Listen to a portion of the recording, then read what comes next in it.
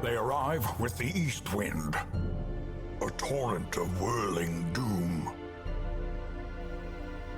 All right, welcome back to more Darkest Dungeon. This is episode 42, week 113, getting underway.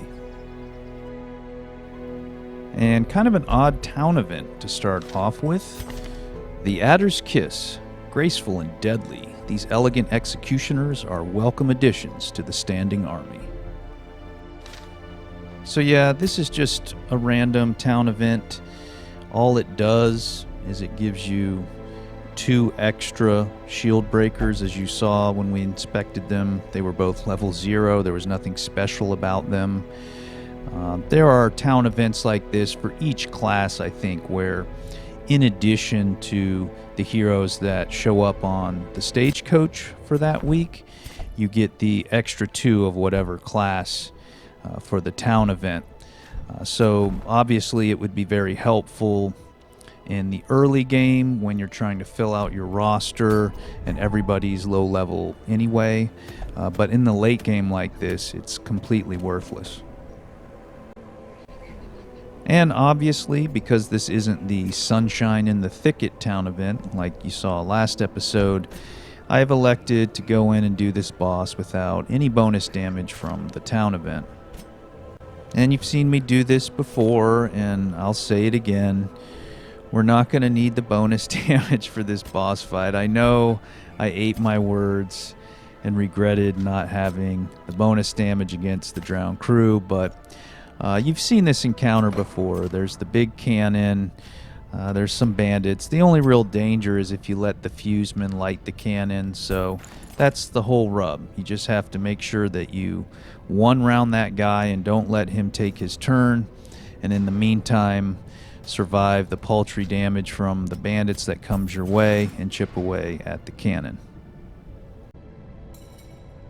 So yeah, that's my story, and I'm sticking to it, Devitron. We'll have to find out whether or not my confidence is well placed. Now, as for the composition, it's the same as it's always been. Shieldbreaker, Vestal, Houndmaster, and Arbalist. And if you recall, as for the order of the party, we keep the Vestal in the 2 slot so that the Houndmaster can be in the 3rd slot and use his stress healing throughout the dungeon. But right before the boss, we flip those. Put the Houndmaster in the 2 slot where he can do all the damage he needs to do, and we won't need any stress healing on the boss. And also that allows the Vestal in the 3rd slot to use both of her healing spells as well as her ranged attack, because sometimes we do have to use her to damage the fuseman, who is usually in the 3rd or 4th slot. And as usual with the Arbalist or Musketeer in the 4th slot, they can do just a truckload of damage, they can mark, they can do a lot of bonus damage versus marked enemies, whether she marks them or the Houndmaster. And of course she can back up heal in case we get in any trouble and we don't have enough healing out of our Vestal, who's stuck in the 2nd slot on our way to the boss. So yeah, it's just all around a very good composition. You could probably take this composition into any dungeon and succeed on pretty much any boss, any type of run. The only thing that it might be inferior at is an Endless Harvest run in the farmstead. I don't think you'd get enough stress healing out of the Houndmaster or just raw healing out of a Vestal in the 2 slot. And if you take the time to back up heal with your Arbalist, then your damage is going to go way down. So yeah, I mean, an Endless run probably isn't the best choice for this composition. But pretty much anything else, this is a very viable, if not optimal, composition, and it's going to succeed at just about anything.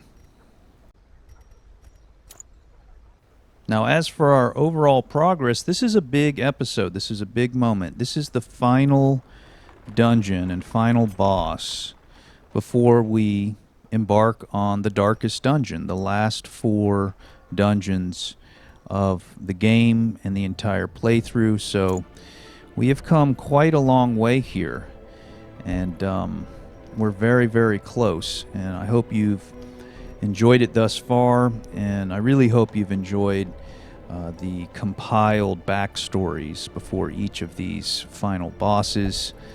I've said it before, I'll say it again. I think it's the best way to experience those, and I've put a lot of work into presenting them that way, and I hope you've been able to enjoy them.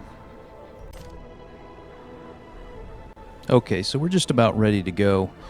One of the things that can take a while when you get to this late stage in the game is choosing trinkets. You know, you have kind of an embarrassment of riches when it comes to that, and there are a lot of different choices for each hero in each slot. But I think we've made a good choice here, and we're ready to go. So let's go get the Brigand 16-pounder. Simple folk are by their nature loquacious, and the denizens of the hamlet were no exception. It was not long before rumors of my morbid genius and secretive excavations began to fuel local legend. In the face of my increasingly egregious flaunting of public taboos, awe turned to ire, and demonstrations were held in the town square. The wild whispers of heresy roused the rabble to violent action. Such was the general air of rebellion that even my generous offer of gold to the local constabulary was rebuffed. To reassert my rule, I sought out unscrupulous men skilled in the application of force. Tight-lipped and terrifying, these mercenaries brought with them a war machine of terrible implication. Eager to end the tiresome domestic distraction, I instructed my newly formed militia of hardened bandits, brigands, and killers to go forth and do their work. Compliance and order were restored, and the noisome population of the hamlet was culled to more manageable numbers. The smell of sulfur and gunpowder hangs in the air. The war machine is close. Okay, Devatron. As if dark-minded curiosity and depravity weren't enough, looks like our ancestor turned to just out-and-out, iron-fisted slaughter of innocents.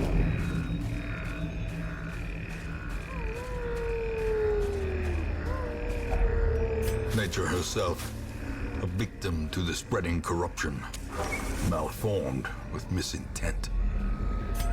So perhaps the most telling dynamic to this backstory is that by this point it's just not that shocking, you know what I mean?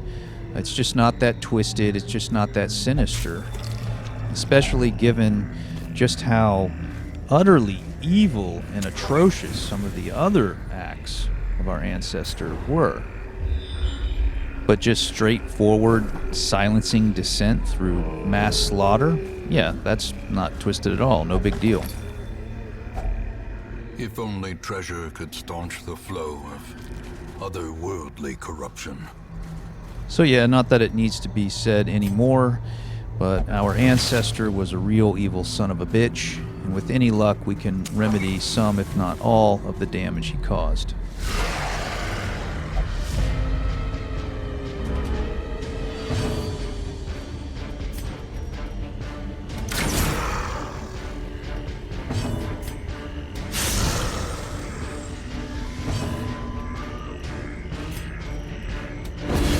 Disadvantage. Give them no quarter.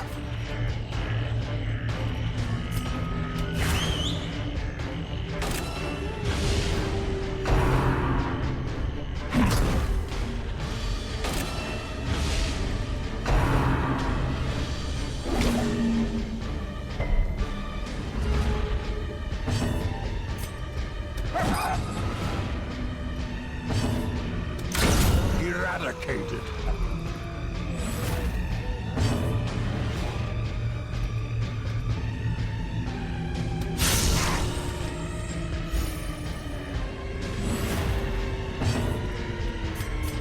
A momentary abatement.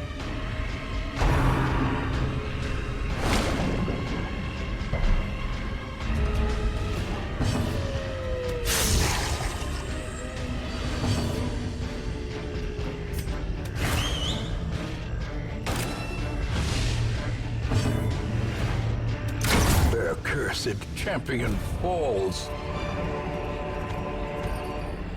All right, so first fight down. Really nice stuff there. Good synergy between the Houndmaster's mark and the Arbalist's damage against that mark. So we are underway.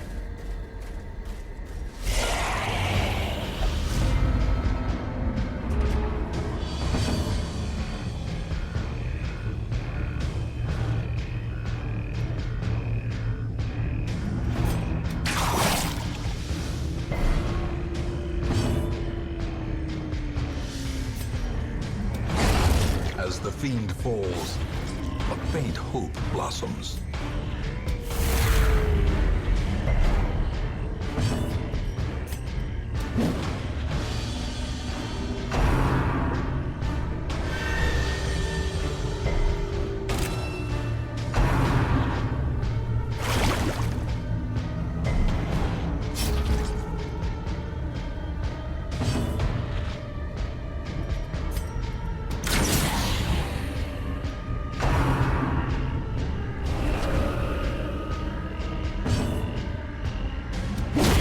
Continue the onslaught. Destroy them all.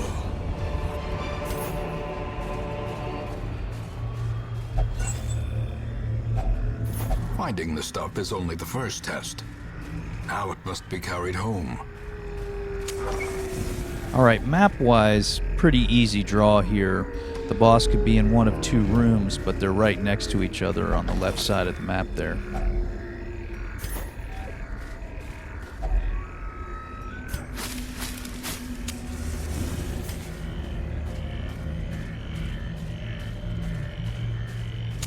In Radiance, may we find victory.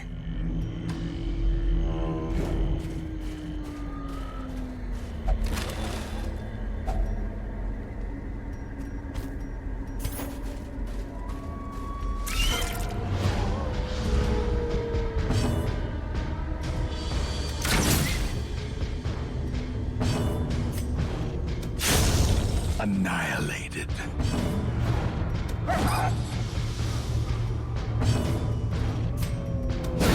Precision and power.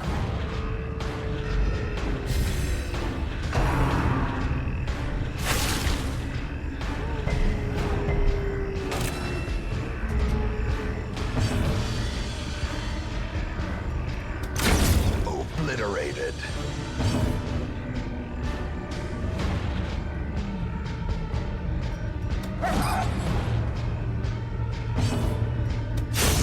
Decimated. Come on, little spiders. You guys don't have a shot. What are you guys thinking? Okay, so a troubling effigy coming up here. If you purify it with holy water, you'll be rewarded with a positive quark. So here, our Houndmaster gets the Weald Adventurer quark. The way is lit. The path is clear. We require only the strength to follow it.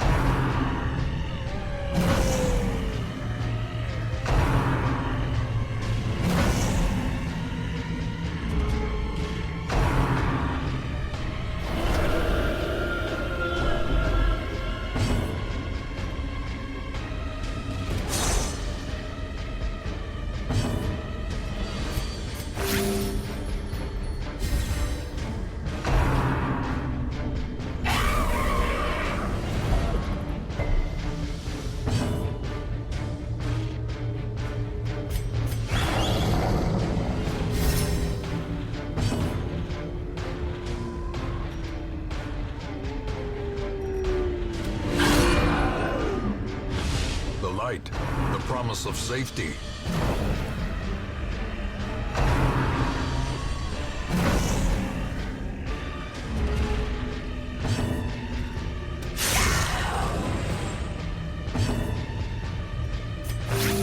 Soothed. Sedated.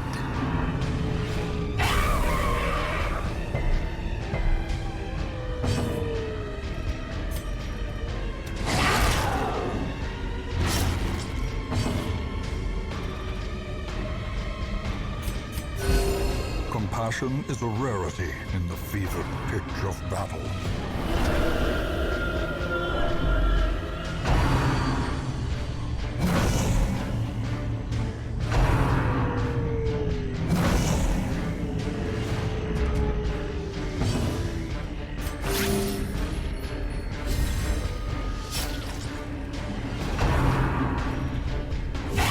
Dazed, reeling, about to break.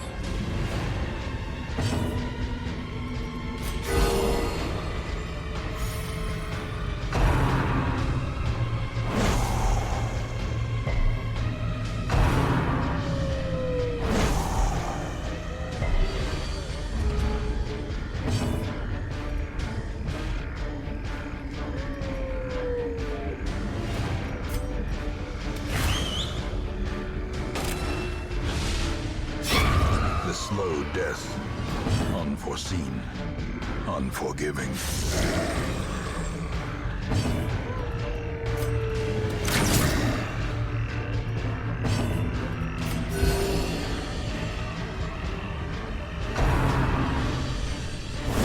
Ringing ears, blurred vision, the end approaches.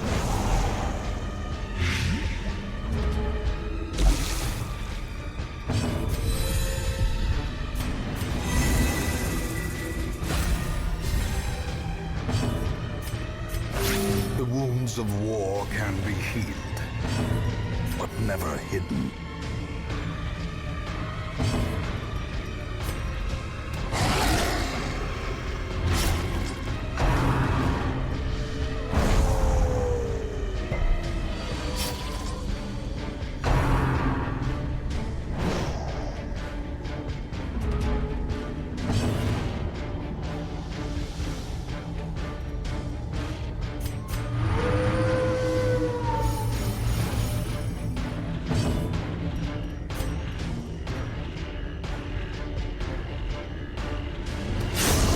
Formation is broken. Maintain the offensive.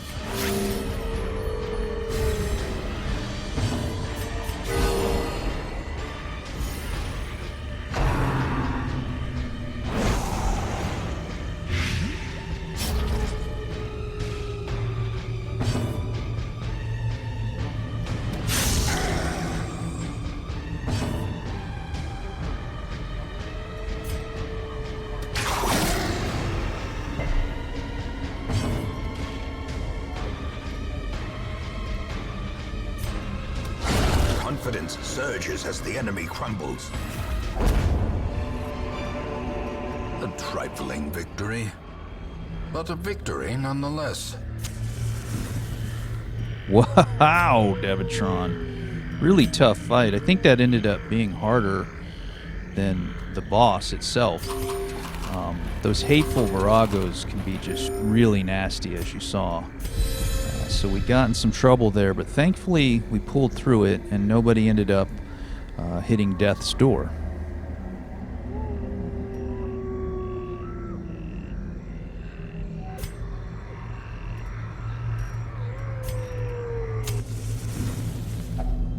Circle in the dark. The battle may yet be won.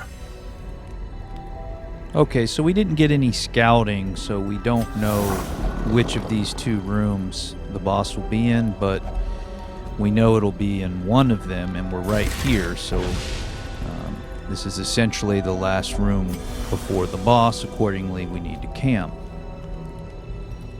Camping buff-wise, we prevented a nighttime ambush, as we always do. We increased the Arbalist's accuracy, damage, and crit chance with her ranged attacks. And we boosted the armor penetration of the Shield Breaker's companions. And with the last two, we removed a little bit of stress from the Vestal.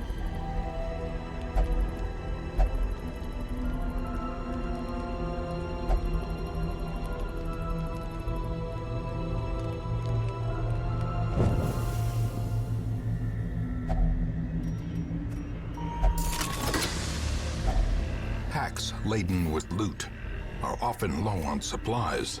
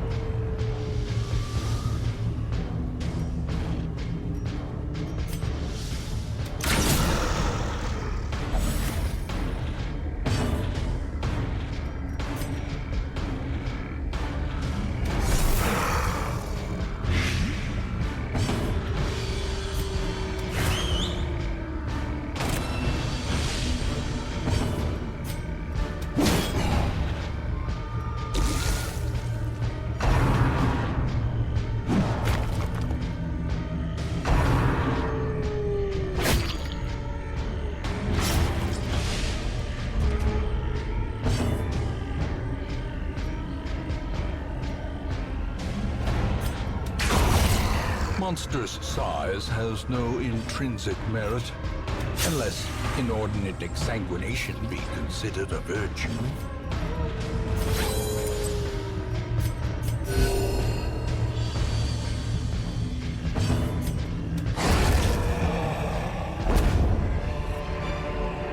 This expedition at least promises success.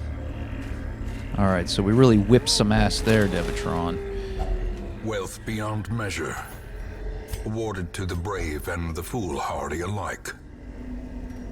Now, as for our direction, we've guessed up, because we don't know, again, which room the boss is in. But like I've been saying this entire video series, always go up. Okay, what I'm doing here is rearranging the party order, getting the Vestal in the 3 slot, the Houndmaster in the 2 slot, equipping all the right skills that we want for the boss fight, etc., etc. Again, because the boss might be behind this door. We don't want to get into the fight and then not be able to switch these things up. So we're doing it here, and with any luck, I guessed right, as I usually do, and the boss will be in here. The match is struck. A blazing star is born. What? An empty room, Devatron? How did I miss that guess? I've been guessing so well this entire run. Man. Oh, now they're going to throw a hunger check at us, Devatron? It's a little late for that dungeon. We're about to win. Glittering gold, trinkets and baubles, paid for in blood.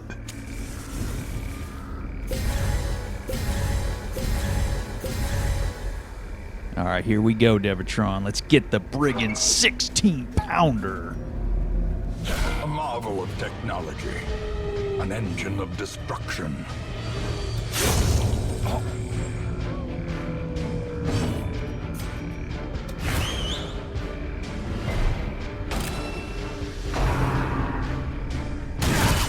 Death waits for the slightest lapse in concentration.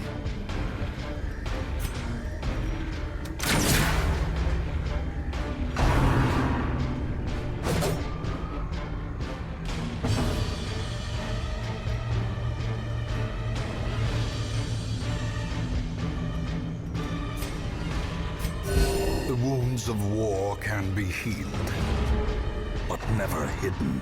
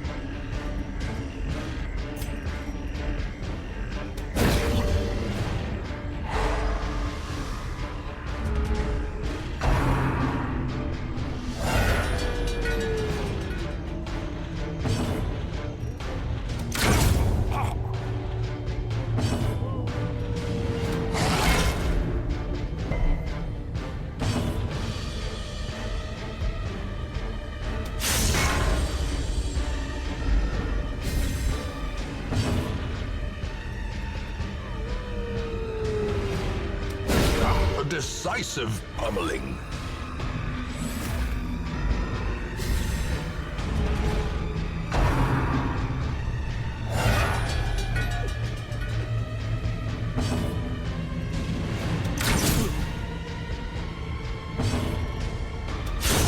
Masterfully executed.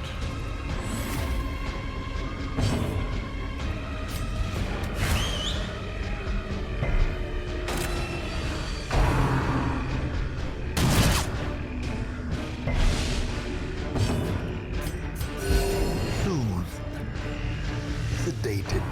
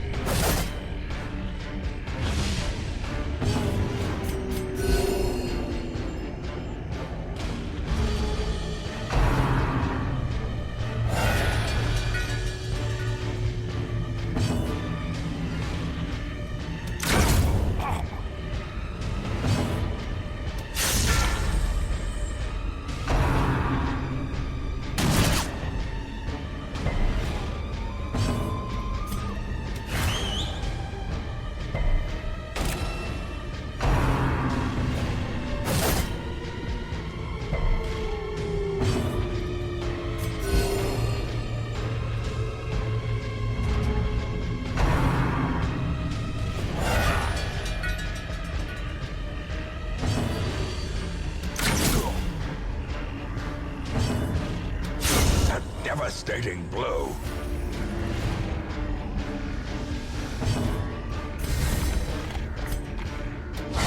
A powerful blow.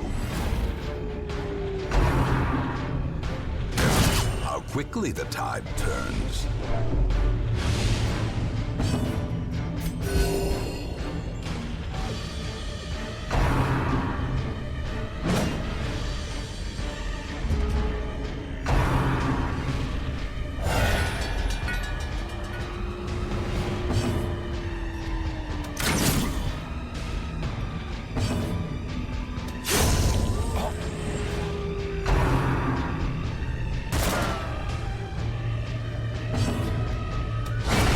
Corpse of twisted metal and splintered wood, at home amongst the headstones.